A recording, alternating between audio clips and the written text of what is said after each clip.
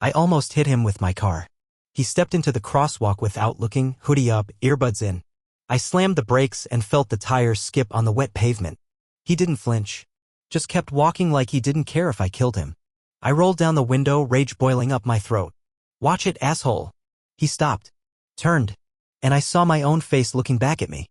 Same nose. Same jawline. Same scar above the eyebrow from when I fell off my bike at 10.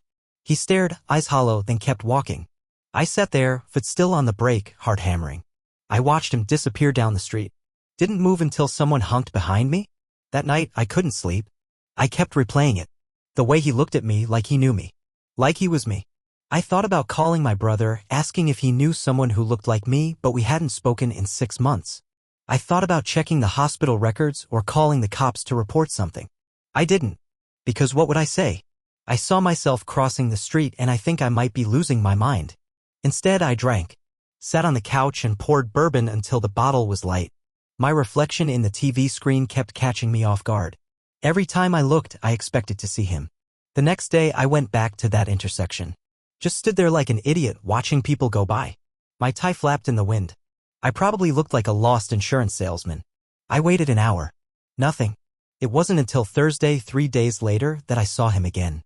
He was sitting on the curb outside a rundown liquor store, hoodie still up. I parked across the street, engine running. He didn't move. Just smoked a cigarette, head down. I stepped out, crossed the road. My hands were shaking.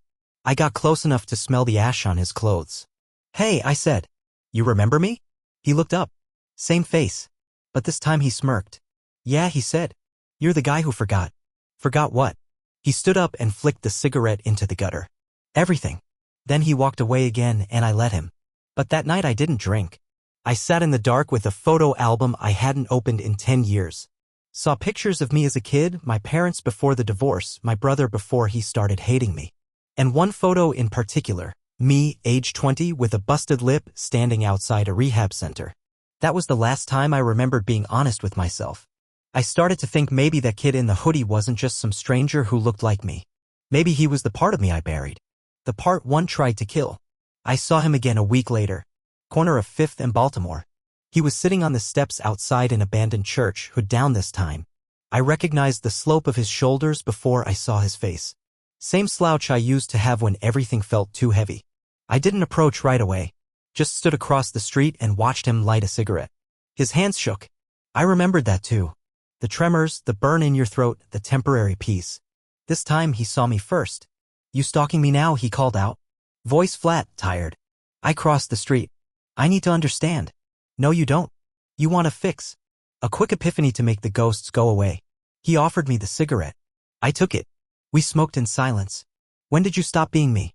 I asked. "When you got good at pretending. When you figured out how to wear the mask." I wanted to argue but couldn't. He was right. I was good at performance, good enough to convince everyone, even myself, that I'd moved on. The truth was I'd just gotten better at numbing things in socially acceptable ways. "You used to cry," he said. "Not just once. You cried like your body was trying to purge itself. When you lost her. When you lost yourself. You used to feel everything. It was too much." "Yeah. That's what makes it real." We sat there for an hour. No more words. Just the sound of cars and the rustle of wind through broken windows above us. Before I left, he said something that stuck. "You think I'm your past. I'm not. I'm what's left of your truth. You bury me, you bury yourself." That night I didn't turn on the TV. I didn't pour a drink. I just sat on the floor and wrote a letter I never planned to send. To my brother. To her. To myself. I wrote until my hand cramped and the page blurred. The next day, I put on jeans instead of slacks. Left the tie hanging in the closet. Called in sick. And I went back to the church. He wasn't there. But I waited. He came back after 3 hours. Same hoodie, same slow gait like gravity had gotten heavier. He didn't look surprised to see me. Just nodded and sat beside me on the stone steps. "You're still here," he said. I said I needed to understand. He pulled out another cigarette, lit it, handed me one. I took it without hesitation. "You look worse," he said. But in a good way. Less polished. Less fake. I didn't take offense. I knew what he meant. "I quit my job this morning." That got a reaction. His head turned slightly. "That's bold." It felt necessary. The work wasn't the problem. It was the way I disappeared in it. I didn't exist outside of the emails and the reports. I was a ghost with a name tag. He nodded slowly. I know the feeling. We sat in silence for a while. He pulled out a flask. I shook my head. I'm trying not to. Good, he said, because I'm not real. And if you drink with me, neither are you. I let out something between a laugh and a cough. Felt like air breaking through a sealed pipe. You said I forgot everything. What exactly did I forget? He leaned back against the church door, looked up at the sky. You forgot how to grieve. You skipped steps, piled shame on top of guilt and called it progress. You learned how to say the right things. I'm doing better. I've moved on. But you never let yourself feel the wreckage. You swept it under success. I thought I had to. You thought people needed you to be okay. You didn't want to be a burden. I stared at the sidewalk. I was a burden before. No, you were just human. A long silence settled between us, the kind that felt like it might never end. Then he reached into his pocket and pulled out something small and metal. It was the sobriety chip I'd lost years ago. Where did you get that? You never really lost it. You just stopped believing you deserved to keep it. I took it from him. Felt cold, heavier than I remembered. Why are you doing this? Because you're almost ready. He stood, shoved his hands in his pockets. Where are you going? He looked over his shoulder. You don't need me much longer. And that scares the hell out of you. He walked away. I watched until he turned the corner. Then I cried. Not like before. Not like I was trying to get it out. This was quieter. A kind of mourning. Like burying someone you loved and hated all at once. That night, I opened the letter I'd written. I read it out loud. Every word. Then I added one more sentence at the bottom. I'm ready to feel everything again. I didn't hear from him for 3 days. Every morning I walked back to the church steps. I waited, sometimes for hours. Nothing. The city moved around me like I was a statue. I didn't even smoke. Just held the cold chip in my hand and counted breaths. On the 4th morning, I got a text from an unknown number. Park bench. South End. Noon. Come alone. I almost laughed. Like some spy movie. But I went. I had nothing else pulling me. Nothing else that felt remotely like purpose. He was already there. Hoodie off this time. Wearing a flannel shirt I remembered owning years ago. It was faded, frayed at the cuffs. He looked more tired. Paler. You look like hell, I said. He gave a small smile. You're catching up. I sat next to him. What now? Another lesson? Another cryptic monologue? He shook his head. No, I just need you to sit with it. All of it. Sit with what? He pointed at my chest. That thing you carry around but never open. That room you keep locked. The one with her name on the door. I swallowed. Hard. She's gone. I know. But you haven't let her be. You keep her in a jar. Just out of reach. Like maybe if you hurt enough you can bring her back. I closed my eyes. The weight of her name alone made my lungs tighten. You don't get to talk about her. I don't get to? Or you can't bear to hear it? I stood. Started to walk. But he didn't follow. Just called after me. Running doesn't work. It never did. I made it 5 steps before I crumbled. Sat down on the grass and stared at the sidewalk. Memories crashed over me like waves. Her laugh. Her scent.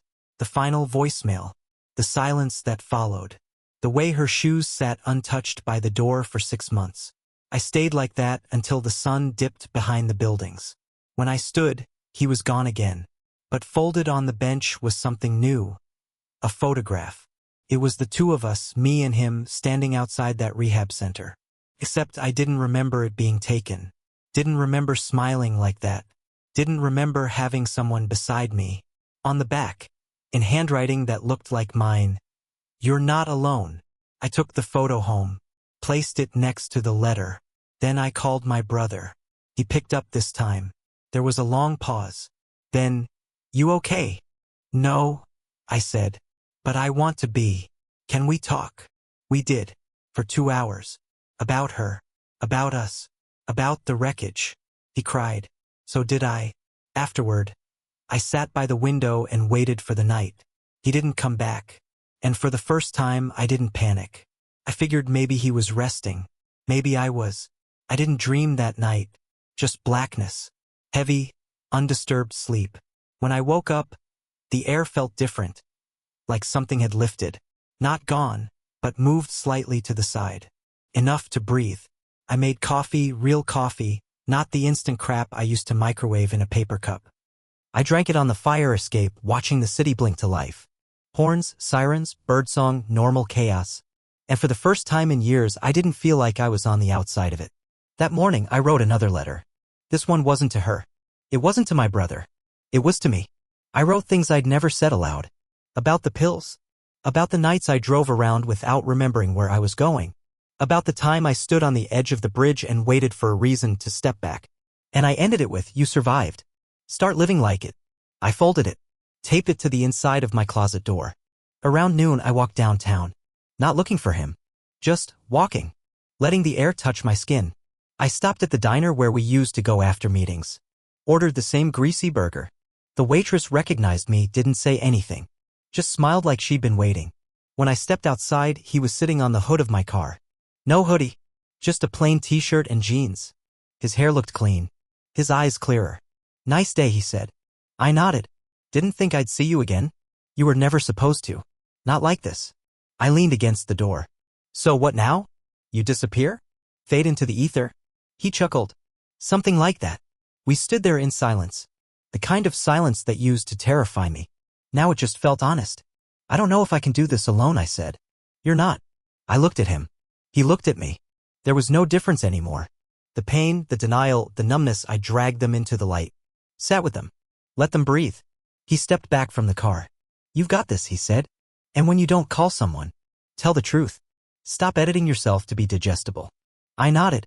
Swallowed the lump in my throat. "Will I see you again?" He shrugged. "Maybe. But not like this. Next time, maybe it'll be a reflection. Or a memory. Or a dream you don't understand. But it won't be because you need saving. It'll be because you're ready to remember where you came from." Then he turned and walked away. No dramatics. No fade out. Just a guy walking down the street. I watched him until he vanished into the crowd. Then I got in my car. Turned the key. And drove. Not away from something, but toward the people I'd shut out. Toward the places I'd avoided. Toward myself. I drove for hours without a destination. I passed places I hadn't seen in years, old neighborhoods, empty lots that used to be gas stations, the field where I wrecked my dad's truck when I was 17 and blamed it on black ice. I even drove past the house I grew up in. New siding, different paint, but the tree I carved my initials into was still there. I pulled over and stared at it for a long time. That night, I checked into a motel outside the city. One of those places where the bedspread feels like sandpaper and the air conditioner rattles like it's choking. I didn't care. I sat on the edge of the bed and stared at my reflection in the dark TV screen. My eyes looked like his now. Tired but awake. I pulled out my phone and scrolled through my contacts. So many names I hadn't touched in years.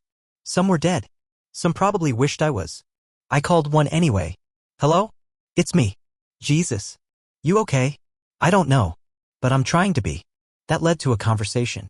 Then another call. I spent the next day driving and dialing. Some didn't answer. Some hung up. But a few stayed on the line. A few said, "It's good to hear your voice." The next day, I found an AA meeting in a town I'd never been to before. I walked in late. Sat in the back. I didn't speak. Just listened. But when it ended, a guy came up to me and handed me a card with his number. "Call me if you need a meeting or just someone to talk to. No pressure." I took the card. Folded it carefully. That night I didn't cry, but I didn't drink either. The following week, I stopped at the rehab center where it all started. It looked smaller than I remembered. I sat in the parking lot for an hour before walking inside. The woman at the front desk didn't recognize me, but she didn't need to. "I used to be here," I said. She smiled. "You're always welcome back." I thanked her and left. I didn't go back for help. I went back to remind myself where the road began. One night, I dreamed of him again. But it was different. He wasn't ragged or hollow. He looked like me now. We were sitting across from each other at a table in a diner. He didn't speak. Just nodded. Like an unspoken agreement had finally been reached. When I woke up, I felt something new, peace. Not joy. Not closure. But the quiet certainty that I was on the right path. The next morning, I started writing again. Pages and pages. Not for anyone else, just to get it all out. The anger. The shame. The grief. The truth. I wrote until my hands cramped and the sun shifted across the sky. And one sentence kept repeating, "You're not who you were, but you're still here." I didn't know what closure looked like. Not really.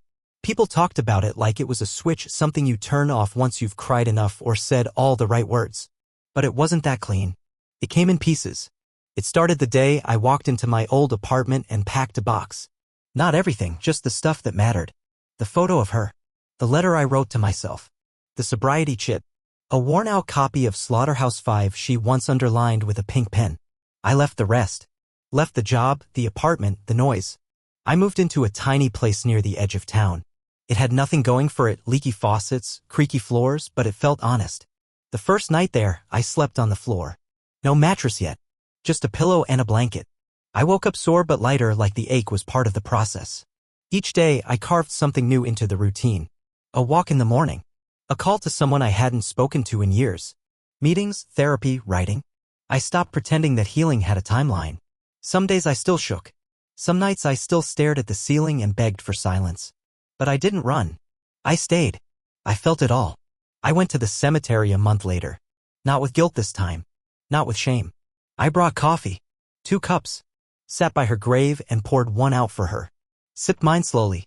"I'm not here to say goodbye," I said. "I just wanted to say I remember." A breeze rolled through the trees. The sky was the kind of blue that only shows up after a storm. I sat for an hour. Maybe more. Talked to her about the little things. The bad movie I saw last week. The guy at the meeting who reminded me of us. The fact that I finally fixed the leak under the sink. I walked away smiling.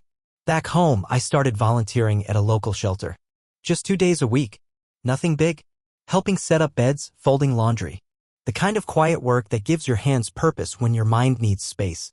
One night, I saw someone there who looked like how I used to look, eyes distant, fists clenched, waiting to implode. He didn't speak, just paced like a bomb. I gave him space, then left a cup of coffee by his cot with a note. "You're not alone, even when it feels like you are." The next day, the cup was empty and the note was gone. That night, I looked in the mirror again. I saw the lines, the scar, the same eyes. But this time, no ghost stared back. Just a man who finally stayed long enough to meet himself. Whole enough to keep going. Spring came late that year. Cold mornings, stubborn frost, bare trees refusing to bloom. But I liked it. There was something honest about a season that didn't rush itself. It reminded me to slow down too. I kept up with the shelter work. It turned into 3 days a week, then 4. I started learning names, hearing stories, getting familiar with the ache behind people's eyes. Nobody asked for pity. Most just wanted to be seen. I understood that better now. One of the regulars Jorge used to sit outside the shelter with a sketchbook. He never said much. One day I brought him coffee and instead of a thank you he handed me a drawing. It was me, sitting with someone who looked like me. Same eyes, same tired posture, same haunted look. "How'd you know?" I asked. He shrugged. "You looked like a man who met his own shadow." I kept that sketch. Framed it. Put it by the door. Around that time, my brother invited me over for dinner again. His wife cooked, and their daughter, the one I hadn't seen since she was a baby, ran straight to me with a book in hand. "Read to me," she said. Like there'd never been any distance. Like I hadn't missed years. I did. We sat on the couch, her curled under my arm, me holding back tears while I read about talking animals and enchanted forests. My brother watched from the kitchen. Said nothing. Just nodded like he understood everything. I started running again. Nothing serious, just a mile here, a mile there. It hurt, but it helped. Helped me remember my body was still mine. That I could still carry weight and move through it. One night, I got a call from a number I didn't recognize. "Hey," the voice said. "You gave me a card." "At the shelter. I've been clean 6 days. Just wanted to say thanks." I didn't know what to say at first. Then I said the only thing that felt right. "Keep going. You're not alone." After we hung up, I sat in silence. No music. No distractions. Just the sound of life continuing. That weekend, I visited the bench outside the church again. The one where he first sat. It was empty like it always had been. But I sat anyway. Closed my eyes. And I saw him. Not clearly. Just a flicker. Like a memory that didn't need to be whole anymore. He nodded. I nodded back. Then I stood, stretched my legs, and walked home. Whole enough to keep going.